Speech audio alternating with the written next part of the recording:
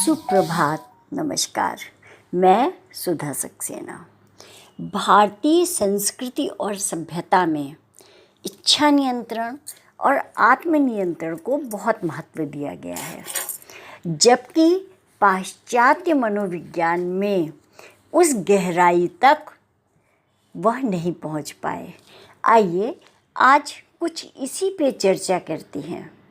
Will to power, जिसे पाश्चात्य मनोविज्ञान कहता है, हमारे यहाँ उसे आत्मनियंत्रण या इच्छा शक्ति पे नियंत्रण कहा गया है। इच्छा शक्ति दीर्घकालिक लक्ष्यों या उद्देश्यों की प्राप्ति के लिए अल्पकालिक संतुष्टि का विरोध करने की क्षमता है। इच्छा शक्ति का संबंध सकारात्मक जीवन परिणामों से है, जैसे बेहतर ग्रेड, उच्च आत्मसम्मान, मादक द्रव्यों के सेवन की कम दर, अधिक वित्तीय सुरक्षा तथा बेहतर शारीरिक और मानसिक स्वास्थ्य। ये सब हमें लक्ष्य प्राप्त की ओर ले जाते हैं। आइए आज इसी पर कुछ हम चर्चा करते हैं। और चर्चा यह है कि स्वाभाविक रूप से हम दूसरों को देखते हैं, उनसे प्रतिस्पर्धा करते हैं, लेकिन अधिक प्रतिस्पर्धा माने कि एक सीमा से ज़्यादा दूसरे को देखना, दूसरे से प्रतिस्पर्धा करना, वह गलत हो जाता है, क्योंकि हर एक की क्षमता अलग अलग है और उसे अपनी क्षमता और परिस्थितियों के अनुसार ही अपने कार्य करना चाहिए। तो आज का विषय है कि विल टू पावर ही सारी बीमारी की जड़ होती है। विल टू पावर वही सारी बीमारी है, और जब तक वह आकांक्षा न छूट जाए तब तक हम सब कोई हल नहीं खोज पाते। यदि इतना कर सकते कि कुछ लोग थोड़े कम बीमार, कुछ लोग थोड़े ज़्यादा बीमार, लेकिन फासला मात्र का रहेगा, गुण का अंतर नहीं होगा। कुछ लोग सामान्य रूप से अस्वस्थ, कुछ लोग असामान्य रूप से अस्वस्थ, लेकिन फासला मात्रा का होता ही है। मात्रा से तात्पर्य है कि कोई थोड़ा कम होगा, कोई थोड़ा ज़्यादा होगा, किसी में 20% होगा, किसी में 30% होगा। लाओ त्से एक मनोवैज्ञानिक है। लाओ त्से कहते हैं कि एक और ही रास्ता है, और वह रास्ता है घाटी के राज को जान लेना। यह एक छोटा सा उदाहरण है, समझिएगा। वर्षा होती है, पहाड़ खाली रह जाते हैं और घाटियाँ लबालब भर जाती हैं। क्यों?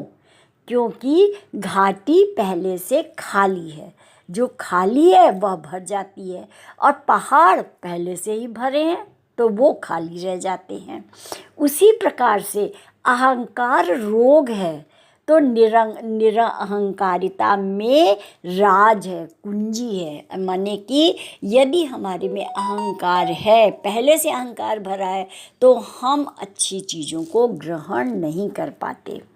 इस प्रकार से अगर हम देखें तो यदि हम एक दूसरे से अपने को तौलेंगे तो दूसरे से आगे होना चाहेंगे। इच्छा समझिएगा कि अगर हम दूसरे से तौलेंगे तो हम आगे होना चाहेंगे, और तब हम पाएंगे कि हम सदा पीछे हैं उससे। और जब हम आगे होना चाहेंगे तो सदा पाएंगे कि वह पीछे हैं।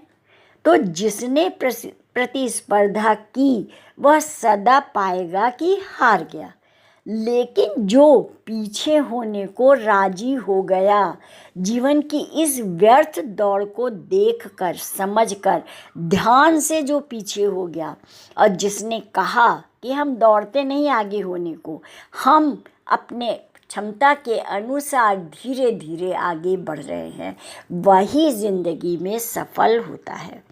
लाओ त्से कहते हैं कि एक अनूठा चमत्कार घटित होता है कि जो आगे होने की दौड़ में होते हैं वो हीन भावना से ग्रसित हो जाते हैं, जो पीछे खड़े हो जाते हैं उनकी श्रेष्ठता की कोई सीमा नहीं है। सच तो यह है कि पीछे तुम खड़े ही जैसे होते हो वैसे ही श्रेष्ठ हो जाते हो। हीनता मिट जाती है, क्योंकि तुलना ही नहीं रही तो हम हीन कैसे हो सकते हैं। किसी से तौलेंगे तभी तो हम पीछे होंगे, तौलते ही नहीं किसी से, सबसे पीछे ही खड़े हो गए।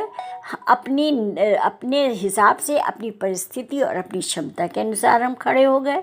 अपने हाथ से ही हमने संघर्ष छोड़ दिया और पीछे आ गए। अब तुम्हें हीनता का कैसे बोध होगा। तो इस प्रकार से अगर हम देखें तो यदि श्रेष्ठता के फूल को खिलाना चाहते हैं तो सबसे पहले हमें अपने में जाना होगा और अपनी क्षमता और परिस्थिति के अनुसार ही हमें कार्य करना होगा। और इसी को इच्छा शक्ति का नियंत्रण कहते हैं, विल टू पावर कहते हैं। ये हमारी भारतीय संस्कृति की आध्यात्मिकता में सदैव से रहा है। वेदों पुराणों में इन बातों को बहुत ही स्पष्ट और आत्मसंयम कह करके उसे परिभाषित किया गया है। तो आज इतना ही। आप सबको यदि मेरी चर्चा अच्छी लगती हो तो मेरे चैनल को आगे बढ़ाएं। धन्यवाद। नमस्कार।